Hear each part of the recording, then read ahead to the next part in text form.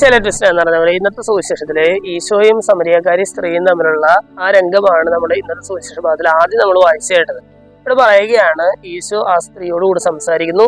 സംസാരിച്ചു കഴിഞ്ഞപ്പോ ഈ സ്ത്രീ എന്ത് ചെയ്യുകയാണ്, അവള് കൊണ്ടുവന്ന വെള്ളം കോരാനായിട്ടാണ് വന്നത്. ആ കുടം അവിടെ വെച്ചിട്ട് അവള് പട്ടണത്തിലേക്ക് ചെന്ന് ഈശോ തന്നോട് പറഞ്ഞ കാര്യങ്ങളെല്ലാം ഈ ഗ്രാമവാസികളെ അറിയിച്ചു എന്ന് പറയുകയാണ്, അല്ലെങ്കിൽ അവിടെയുള്ള ആളുകളെയൊക്കെ അറിയിച്ചു എന്ന് പറയുകയാണ്. വളരെ മനോഹരമായിട്ടുള്ള ഒരു കാര്യമാണ്. ഒരു സ്ത്രീ വെള്ളം കോരാനായിട്ട് വരുന്നു, ഈശോയെ കണ്ടുമുട്ടുന്നു, കുറെ കാര്യങ്ങൾ സംസാരിക്കുന്നു. അവൾ എന്തിനാണോ വന്നത്, അല്ലെങ്കിൽ അതുവരെ അവളെ ഭാരപ്പെടുത്തിയിരുന്ന കുറെ കാര്യങ്ങൾ, അതെല്ലാം അവിടെ ഉപേക്ഷിച്ചിട്ട് അവൾ പോയി ഈശോയെ കുറിച്ച് മറ്റുള്ളവരോട് പറയുകയാണ്, അല്ലെങ്കിൽ ഞാൻ കണ്ടുമുട്ടിയ ദൈവത്തെ കുറിച്ച് മറ്റുള്ളവരോട് പറയുകയാണ്. ഇന്നത്തെ സുവിശേഷ ഭാഗം നമ്മുടെ ജീവിതവുമായിട്ട് എങ്ങനെയാണ് ബന്ധപ്പെട്ടിരിക്കുന്നത് എന്ന് ചോദിച്ചാൽ, നമ്മളും ഇതുപോലെ ഒരുപാട് കാര്യങ്ങളുമായിട്ടാണ് ദൈവസന്നിധിയിലേക്ക് വരുന്നത്. ഒരുപാട് ജീവിതത്തിൻ്റെതായിട്ടുള്ള ചില വേദനകള്, ചില ഭാരങ്ങള്, ചില ദുഃഖങ്ങള്, ഇതൊക്കെയായിട്ട് ദൈവസന്നിധിയിലേക്ക് വരുന്നു. അവിടെ ദൈവം പറയുന്ന കാര്യങ്ങൾ ഞാൻ കേൾക്കുന്നു, അല്ലെ ദൈവവുമായിട്ട് നല്ലൊരു സംഭാഷണം, അതിനാണ് നമ്മൾ പ്രാർത്ഥന എന്നൊക്കെ പറയുന്നത്. ദൈവവുമായിട്ട് നല്ലൊരു സംഭാഷണം നടത്തുന്നു.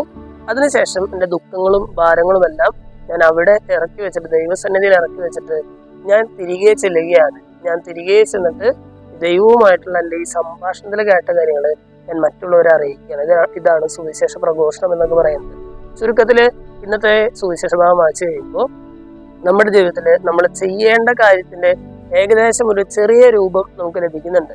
ഈ സമരിയക്കാരി സ്ത്രീ ചെയ്തതുപോലെ തന്നെ നമ്മൾ ഈശോയോട് കൂടെയുള്ള സംഭാഷണത്തിന് ശേഷം ഈശോയെ പറ്റി മറ്റുള്ളവരുമായിട്ട് ഷെയർ ചെയ്യാനായിട്ട് നമുക്ക് ശ്രമിക്കാം. ദൈവം എല്ലാവരെയും സമൃദ്ധമായിട്ട് അനുഗ്രഹിക്കും.